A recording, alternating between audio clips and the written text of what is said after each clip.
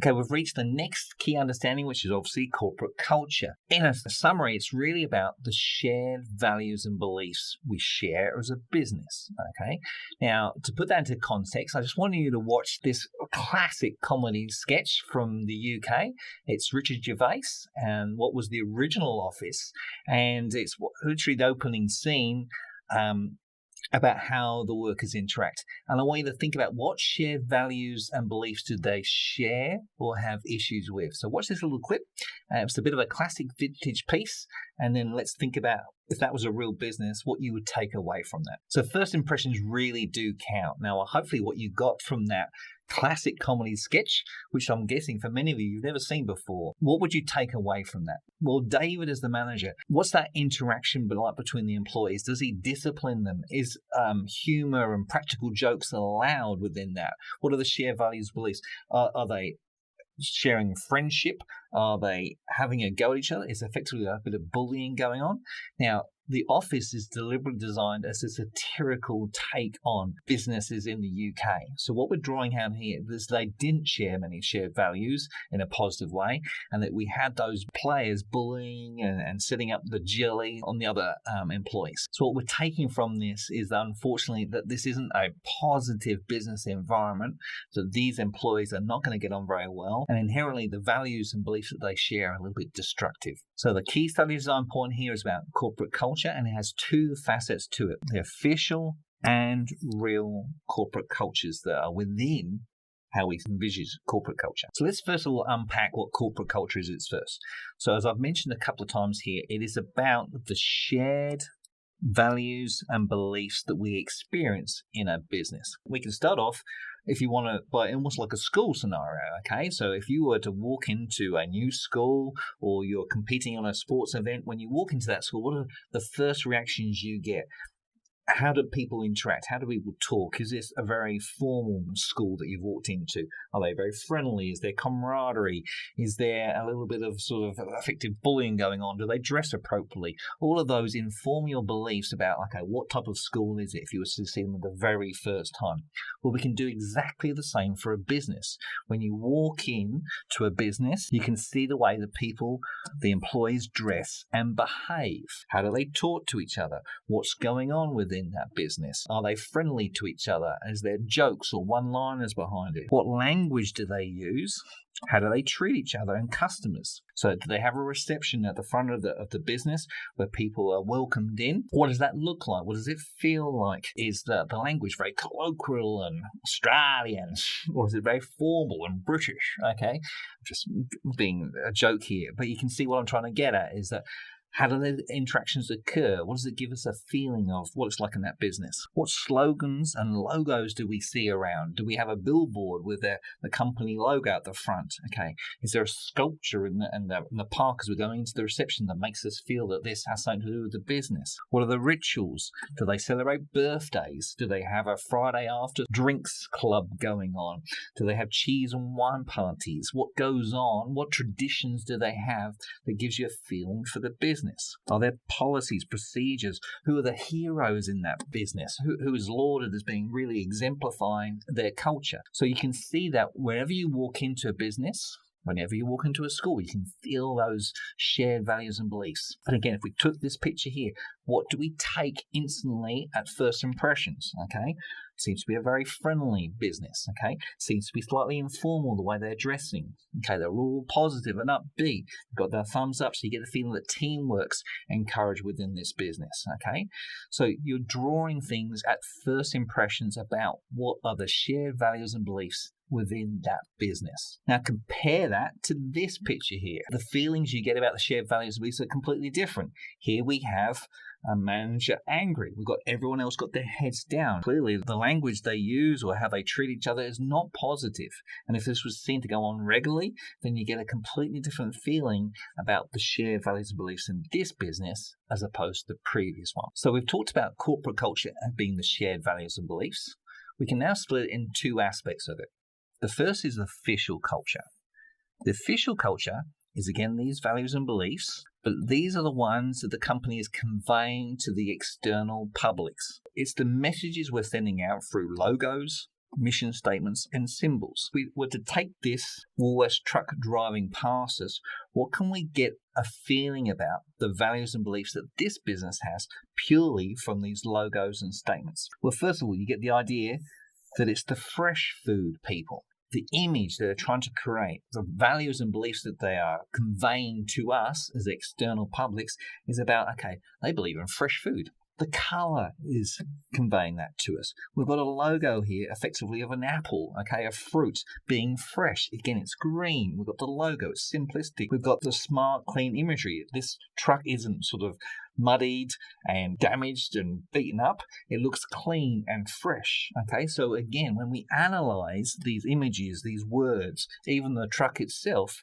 is conveying an image about what values and beliefs that this business has. So when you look at businesses, mission statements, the official documents that come out saying where they're heading, the logos you see branded on advertising, the slogans you see, and the jingles you hear, symbols you see, as an external person looking in on the business, it's giving you an insight into the official culture, the shared values and beliefs they're wanting to share with us, convey to us. They're trying to tell us that's what's happening within the business. Now, real culture is the second facet, the second aspect of the overall corporate culture. Now, this is the actual values and beliefs present in the company. So if we take the official culture, that's about what they're trying to convey to us, about what the values and beliefs are. The real culture is if we go inside the business, what we experience, what we see, what we witness is actually happening. And again, how do we pick that up? We pick that, observe it from dress, behavior, the way they relate to each other, the interactions that are going on, the traditions that you're seeing, the celebrations that are occurring. So again, let's analyze this one as if we were an employee walking into this room here. What can we actually see occurring? Well, again, it's the dress and behavior. So if we're taking the dress here, it's a shirt, but it's relatively informal. It doesn't have the tie, okay? We're seeing a group work environment. We can actually observe the way they're interacting, that they're listening to each other, that you get the feeling that they have opinions to share, that they're listened to, and the decision-making is probably made in a more group scenario, okay? We've got the work in front of them, so they're focusing on that. It's about a purpose. They're driven to achieve. They're not just languishing around wasting time. So you can get a lot of examples from that about how the values and beliefs are actually present in this picture here. Now, I'd love you to take that a step further and think of maybe your own part-time job. If someone was to walk in and observe what it's like in your part-time job, what type of values and beliefs would they see about the way you dress, about the way you behave and interact? How is that set up? How is that established? Think also of other businesses you've gone to walk into, either on work experience or your parents work in the business. What's the feeling you get when you're actually in there? The real culture is what is actually happening, the shared values and beliefs, and the official culture is what they're telling us, what they're conveying to the external publics. So Google is a great contemporary case study which we can look at both real and official culture. You'll see below here the link, so I'll just explain how I would take upon that and then have a look for yourself and actually see that for reality, okay? So first of all, externally, okay, we haven't been inside this business, so what are the things that we get the feeling that Google is relating to us about their shared values and beliefs officially? What can we take from the logos, the slogans, the billboards, the external features of the building here? So just taking the image of the word, it's a clean, efficient, it's got lots of colors. So you get the feeling of creativity coming from that. The idea being that it's a way of sourcing information. When you go on the website and you see Google come up in front of it, it's there with rotating images below about creativity. So different thoughts for the day. You get the feeling looking in that, oh wow, this looks quite fun, okay?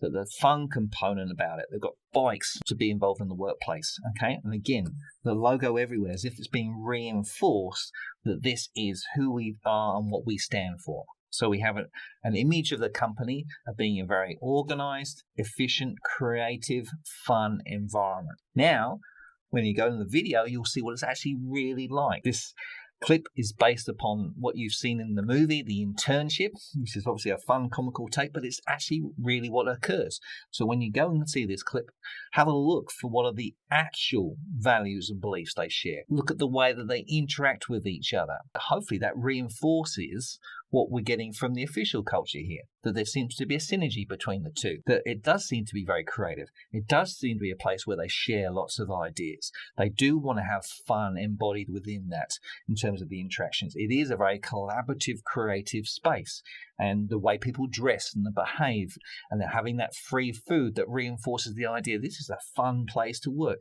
that we have outside volleyball courts, and we have this great interactive experience in terms of like selecting who we want, because they're going to represent the googliness of being part of this business.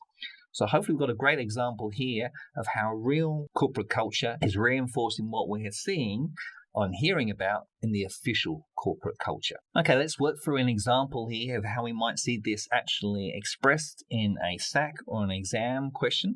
So here we have the question in front of us. So again, let's grab our pens and highlight what's been asked of us. We're being asked to firstly explain. So again, think about what explain is. It's more than identify, okay, and it's more than describe, okay. We're trying to get some detail behind here. So we're looking at a fair amount of detail explaining the difference between official and real corporate culture.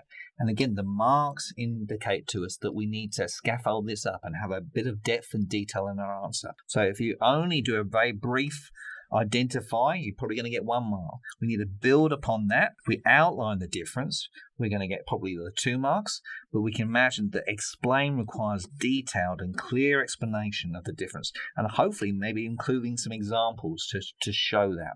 Okay, so again, hopefully you can see the scaffolded in this answer here. Corporate culture, key ideals, values and beliefs shared by members of business. Okay, we've identified that and done a brief bit about it, but now we need to explore that further. Okay, so this is which creates the atmosphere, projected image of the business. There are 2 expressions. The official culture, which is how the company would like to be seen, determined by advertising, slogans, mission statements. Whereas, here's our difference, the real culture is the actual atmosphere of the company, determined by the way that people dress, the way they interact, their working conditions, company's rules and procedures. And then we would anticipate that these 2 cultures will either reinforce or conflict with each other.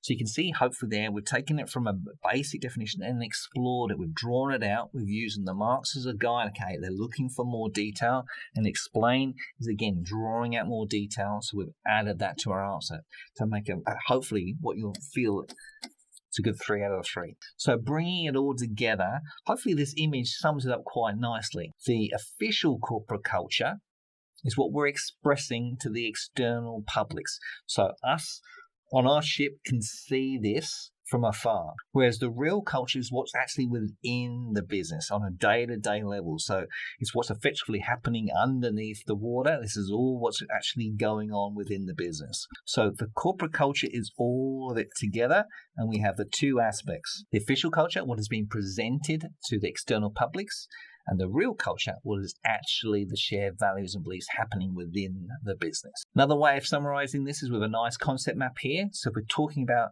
corporate culture is the whole circle, the shared values and beliefs of the business, which has 2 aspects to it. The official culture, what are we presenting and conveying about these values and beliefs to the public, and the real culture, which is the actual values and beliefs present within the business. So hopefully you feel comfortable with that. So we've finished our first area of study, and we're moving on to this next exciting one of human resource management. Look forward to seeing you then.